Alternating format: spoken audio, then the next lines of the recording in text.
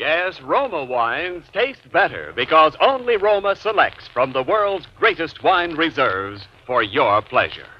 That's Roma, Roma wines. Those better-tasting California wines enjoyed by more Americans than any other wine. For friendly entertaining, for delightful dining. Yes, right now, a glassful would be very pleasant as Roma wines bring you Agnes Moorehead in a remarkable tale of suspense.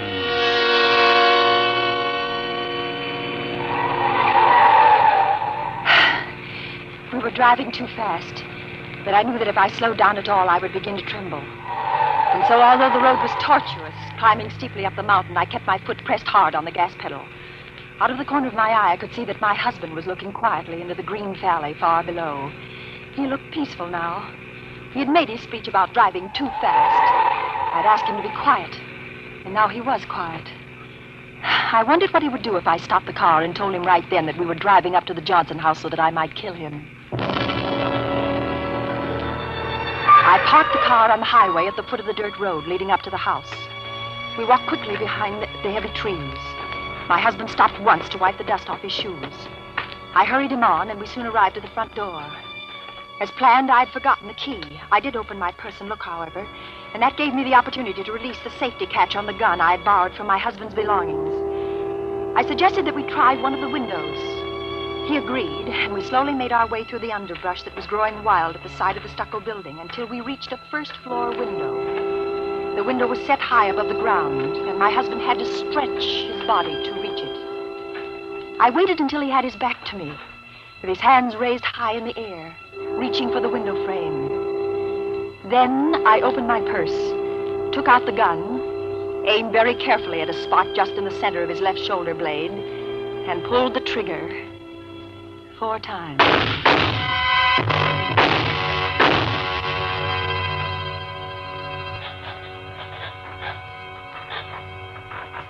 He didn't fall right away.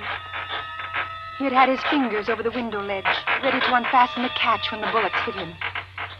With some terrible effort, he dug his nails into the stucco and tried to keep from dying. I couldn't move. I wanted to scream, but my throat felt paralyzed. He tried to turn his face and look at me, but he hadn't that much life left. At last, he said,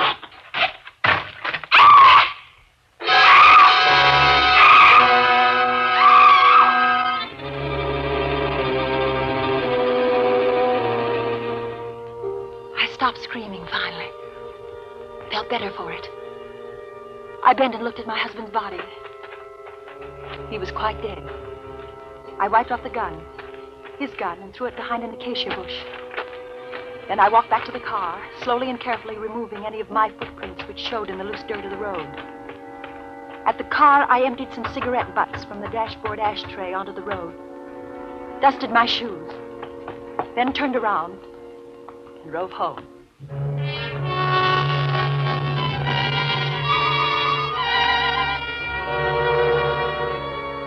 I put the car in the garage, went in and had my shower, and lay down in the library to wait. A few minutes after the grandfather clock struck 11, the telephone rang. Hello? Miss Skinner? This is she. This is Jonathan Brown, Sheriff's Office. I have some bad news for you. My husband? Yes, ma'am. He's been killed. Miss Skinner? Hello, Miss Skinner. You all right? I waited quietly for a moment. Then I let the phone fall to the floor. I listened until I heard Jonathan Brown hang up. Then I replaced my telephone on its stand, went into the kitchen for some ice, which I put in a large Turkish towel. I then arranged myself carefully and attractively on the living room divan and waited again.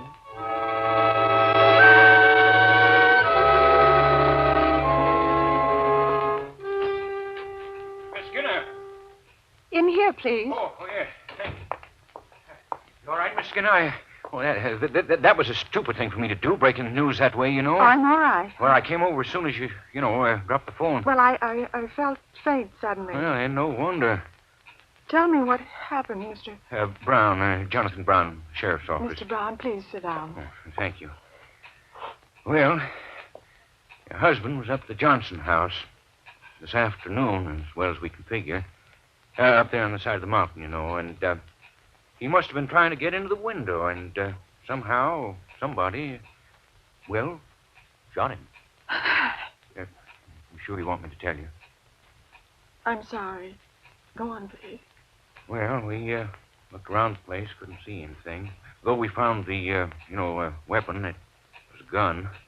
Found in the brush near where he was, and no footprints or anything, except tire marks down the main highway and a bunch of cigarette butts where someone must have been sitting in the car, waiting, Those were my tire marks. You was up there? Well, I had an appointment to meet my husband this afternoon at the foot of the road leading up to the Johnson house. He had said that he'd had some business to attend to and would get a ride with this other person. He was very mysterious about it. Oh? I waited for an hour or more at the foot of the road. You were so clever to recognize the meaning of those cigarette stubs. Well, And when he didn't come, I thought perhaps I was mistaken about the appointment. And so I drove home.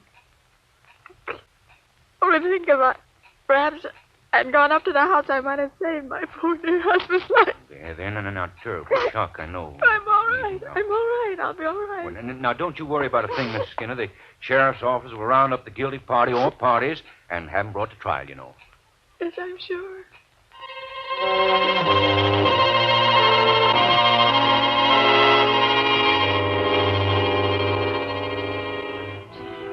I slept well that night for the first time in 10 years.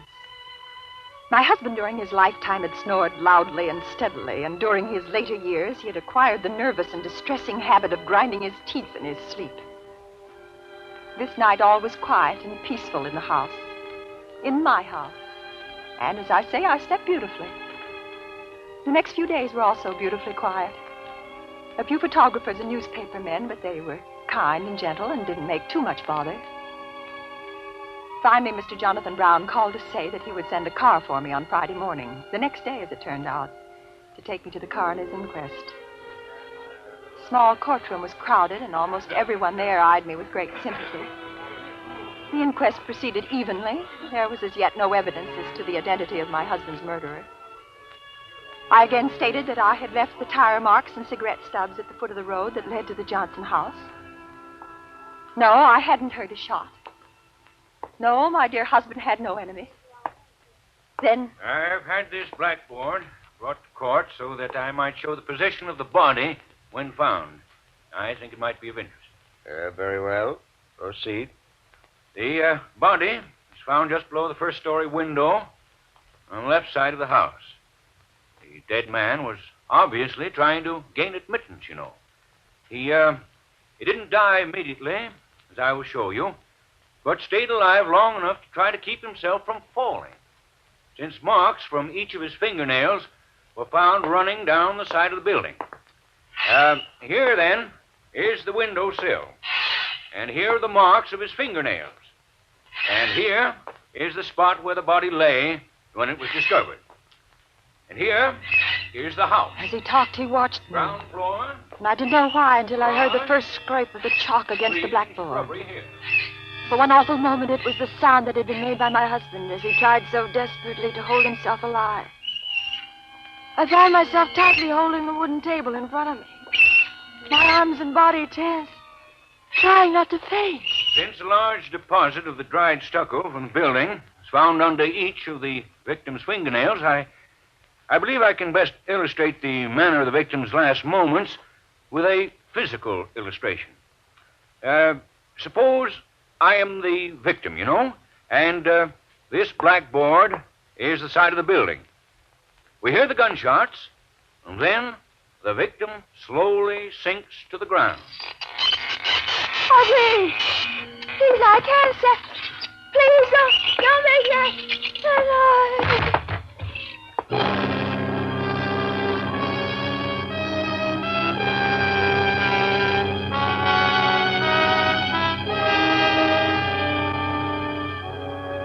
For suspense, Roma Wines are bringing you Agnes Moorehead in The 13th Sound.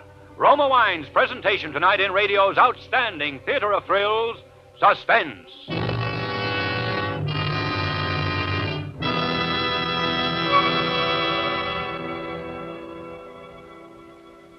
Between the acts of suspense, this is Ken Niles for Roma Wines. Tomorrow, on Valentine's Day, delight your Valentine with a gift that's smart, lavish, and in perfect taste. Say it with Roma Champagne, traditional wine of romance. Brilliant, bubbling Roma Champagne is an unforgettable token of your thoughtfulness. For pale gold, sprightly dry Roma California Champagne, made by the world-famous Charmant bulk process, is sparkling wine at its finest. Yes, to make any golden moment live forever, say it with Roma Champagne. And remember, you enjoy an exclusive difference, a better taste in Roma Champagne. For Roma crushes only the choicest grapes, especially selected for fine champagne. Then Roma vintners' unmatched skill, the magic of necessary time, and America's finest wine-making resources guide this grape treasure to rare taste luxury. Finally, from the famed Roma Champagne cellars to you comes better tasting Roma Champagne. So this Valentine's Day, say it with Roma. Roma Champagne, golden masterpiece of Roma, the greatest name in wine. And now, Roma Wines bring back to our Hollywood sound stage Agnes Moorehead as Mrs. Sally Skinner and William Johnstone as Jonathan Brown in The 13th Sound, a tale well calculated to keep you in suspense.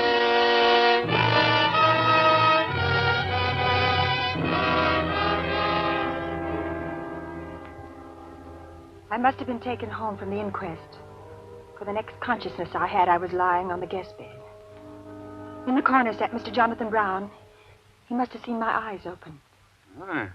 Feeling better? Yes, thank you. I'm terribly sorry. Oh, hey, that's all right. Quite a strain, you know. Yes, it was quite a strain. The coroner asked whether it'd be all right to go on without you. Everybody seemed agreed, you know, so we finished up while the doc looked you over. What happened? Oh, he said you'd be all right. Shock. I meant about my husband. And his death at the hand of persons unknown, you know.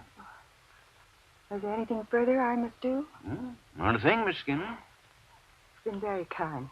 Well, it's a terrible thing happened to you. Well, I'll be going now if there's nothing more you need from me. No, nothing, thank you. Well, goodbye then, and don't you worry. We'll find who did it, you know.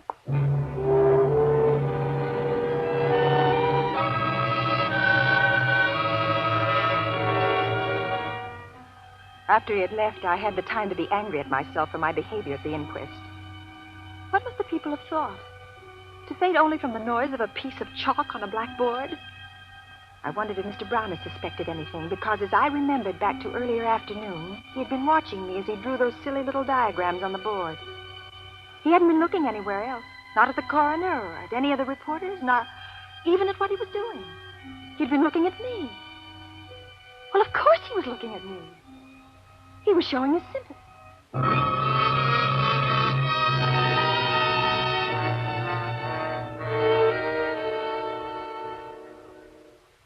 I slowly allowed myself to return to my former position in the community. I was able now to do the things I'd always wanted to do, but had been restrained from doing by a certain attitude of my husband's. He had never liked entertaining.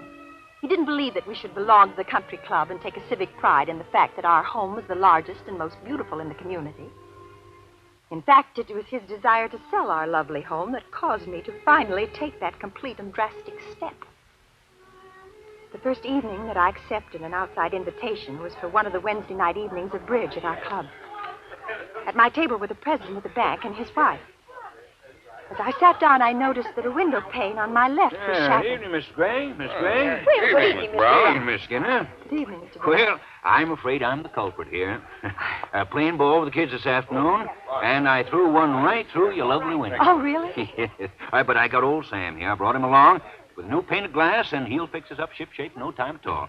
Go ahead, Sam, right over there. Yes, Mr. Brown, sure. Don't mind me, folks. I'll be through here in just a jiffy. Don't worry about it. Oh, incidentally, Miss Skinner, I always meant to ask you whether or not you minded noises, especially.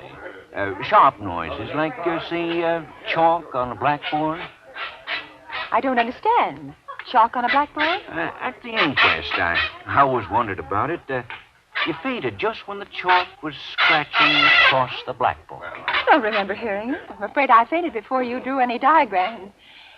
I assume that's what you were planning to do, draw a diagram? That's what I was planning to do, yes, ma'am. Yes. Does he have to do that? Is something wrong, Mrs. Skinner? Does he have to do that? Mrs. Skinner. I can't. I didn't.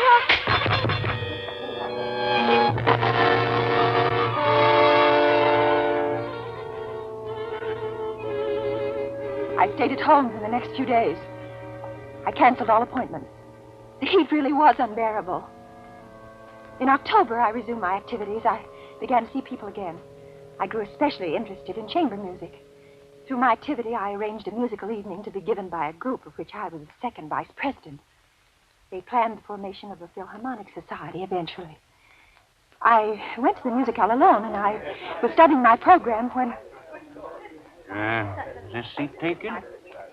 Well, good evening, Mr. Brown. Well, Miss Skinner, good evening. Didn't recognize you, ma'am. Well, I was to be joined later. Well, I'll just sit here a moment then. You know, I'm terribly sorry about the other night. It's really nothing at all for you to be sorry about. Very kind of you to say that, you know, but I do feel guilty as all sin, being the cause of you getting sick like that. Really, Mr. Brown, I wasn't sick at all. Well, Mr. Gregg told me I'd probably been affected by the heat. It was very close in the club that night, if you'll remember. yes, ma'am, it was. Well, just so I don't feel it was my fault, you know. No, I don't want you to feel that it was your fault. That's very kind of you, you know. If you don't mind, I'll stay here until whoever holds the seat gets here, all right? That's all right. We crave your indulgence and a certain open-mindedness for giving a fair chance to the first piece with which we're going to open our program this evening. The title of this piece is The 13th Sound, and the composer is young Julian Carrillo. This piece, because of the unorthodox nature of it, created a veritable furor in New York City some weeks ago on the occasion of its premiere. It's what you'd call, I guess, modern music. And the really unusual thing about it is that the instruments, instead of playing as they usually do in Mozart, Haydn, and such classical veins, play in quarter tones. Now, a quarter tone is somewhere in between the other tones, such as we are accustomed to hearing.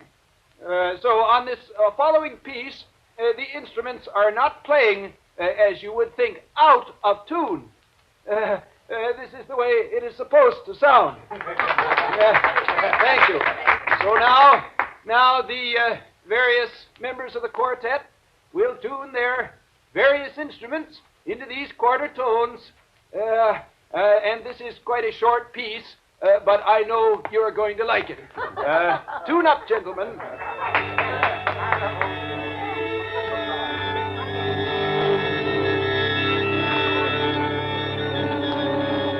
This should be very interesting. Think so, Miss Skinner? 13th Sound. Have you heard it? No, I haven't. It's too hot again, Miss Skinner? It does get stuffy in here, you know. I'm not. It's hot in here. You're terribly peaked. You sure you're all I'm right? quite all right. Excuse me. Will you let me out? Will you please excuse me?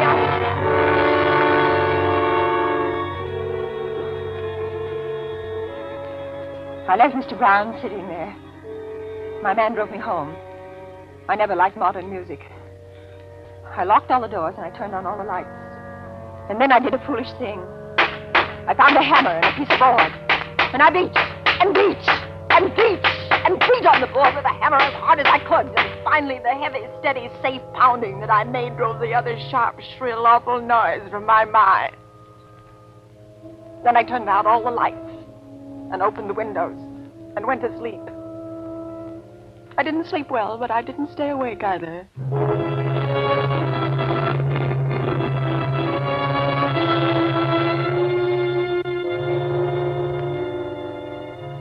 I hadn't set the alarm next to my bed, and when I first awoke the next morning, for a minute I couldn't remember what had happened. I felt drugged. I got out of bed and put on his lovely chartreuse brocade housecoat and started downstairs. The sun was shining outside. It was a beautiful day. Not the sort of day when you could be disturbed by unrelated noises. I felt grand when I got downstairs. Then I heard... What? I didn't know. I didn't care. I knew only that I had to stop it before it happened to me again. Stop it! Please, stop it! Pardon me, Miss... Get out of here! Get out of here! Who told you to do your work here? Did someone tell you to make that noise near my house? Why, no, ma'am. The lawnmower darn thing wasn't cutting. I had to Get out! Go on! Get off this property at once. Yeah, yes, ma'am. Go! Sure, I Don't didn't ever know. come back, you hear? Don't ever come back! Don't! Morning, Miss Skinner. Lovely day.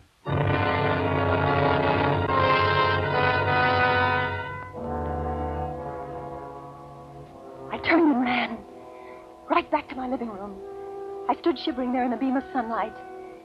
I waited for him to come bursting into the room after me. I waited. And then the doorbell rang. Who is it? It's Mrs. Gray. Oh, just a moment. Come in. What, did I disturb you? Oh, no. Then not I at all. will come in. But I can only stay a minute. Would you like some coffee? Oh, no, thank you. When I was so sick, you remember, the doctor absolutely forbid me having any more coffee. Oh, I didn't know that. Oh, sit down, please. Do you drink much coffee? No, why do you ask? Well, I thought perhaps your recent attacks might have been caused by that. Mr. Gregg is a great one for aspirin and salt tablets. I think it's much simpler than that. Cut out coffee. Well, I think my attacks were just caused by this heat. I plan a sea voyage. Oh, how splendid. That'll certainly fix you. You know, I don't mean to be disrespectful, heaven knows. But perhaps on the boat, you might meet a fine young man who... Well... Perhaps. When do you plan to leave? This afternoon. I'm leaving from New York. Oh, you can't. Pardon? For the clubhouse, the unveiling ceremonies are this afternoon. Oh, I'd forgotten. Well, you simply can't leave. We Well, have no one who can replace you on the speaker's platform. Oh, well, Well, all right then, Mrs. Gregg. I'll stay for the ceremony.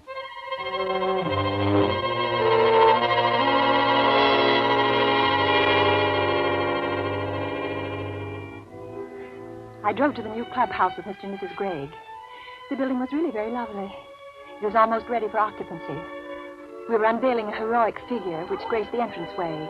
Our speaker's platform was built alongside the figure, and quite a few of the members and their families were sitting on the wooden benches in the front patio, waiting for the ceremonies to begin. Isn't this exciting? Oh, yes, very. You ladies have done a marvelous job. Oh, thank you. What's that fellow doing up there? Where? See, up on the roof there, that truckman. Oh, yes. Makes me nervous to see people at such heights. Awfully close to the edge. I guess he knows his business, I imagine. Yes, I suppose it... I'm very anxious to hear your little talk, Mrs. Skinner. Well, thank you. I think you've managed admirably since you're unfortunate. Well, you understand. Yes, thank you. Well, I think we should get on with it, eh? Well, I believe it'll be only a few more minutes. What? What is it? What is it? Good heavens, look, that's the workman. He's going to fall. Can't someone catch him? He's hanging on the ledge. Some of the men are running up there now. But they've got to catch him. Oh, they will. They got to catch him. What? Oh. He's falling. Oh. Oh, turn your eyes, ladies. Turn your eyes. What? I did it! Why, nonsense, I Mrs. did Skinner. it! You had nothing to do with I it. did it! I did it! I killed him! Why, I not did hurt it! at all. I did it! I killed him! Oh, not well. I did Here. it! Listen to Let me me! take you Oh, home. listen to me! Listen You'll to be me! all right. Listen to me! I killed him! Listen to me! Don't you understand? I killed him, Mr. Brown! Make him stop the noise! Did you hear it? I killed him! I killed him! I know, man. It's going to be all right, you know. You just come along with me.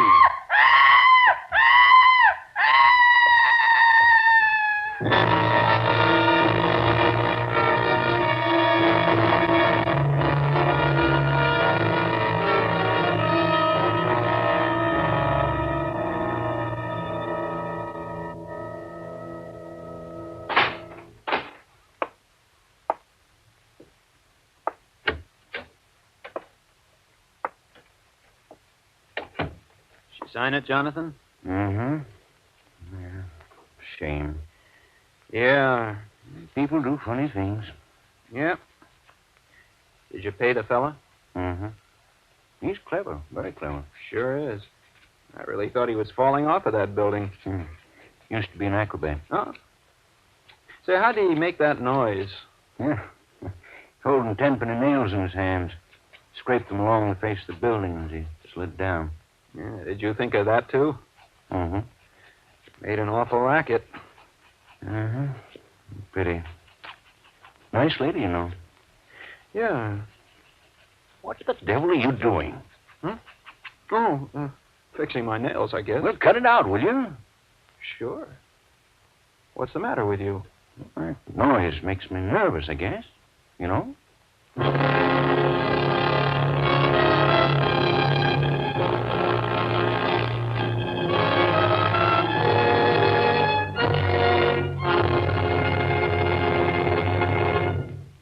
Suspense.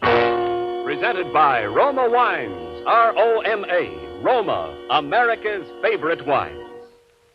This is Ken Niles returning for a curtain call with a brilliant star of tonight's suspense play, Agnes Moorehead.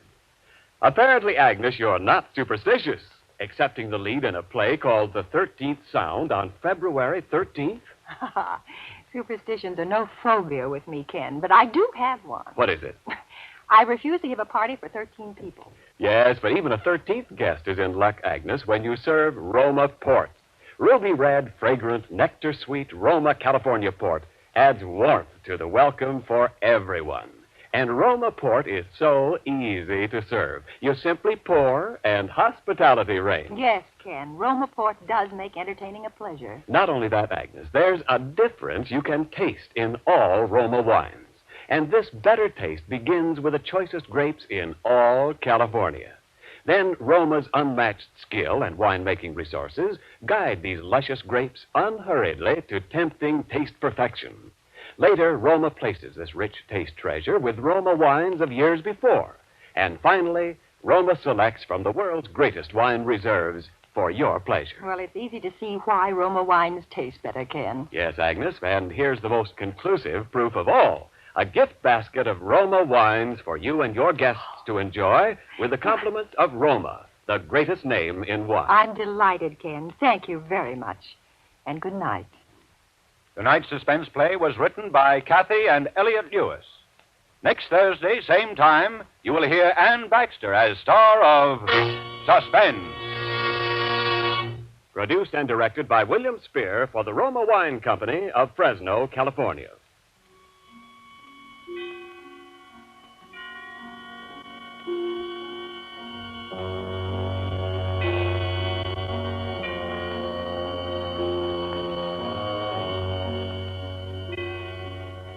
Stay tuned for the thrilling adventures of the FBI in peace and war, following immediately over most of these stations. In the coming weeks, Suspense will present such stars as James Stewart, William Bendix, Eddie Bracken, and others. Make it a point to listen each Thursday to Suspense, radio's outstanding theater of thrills. This is CBS, the Columbia Broadcasting System.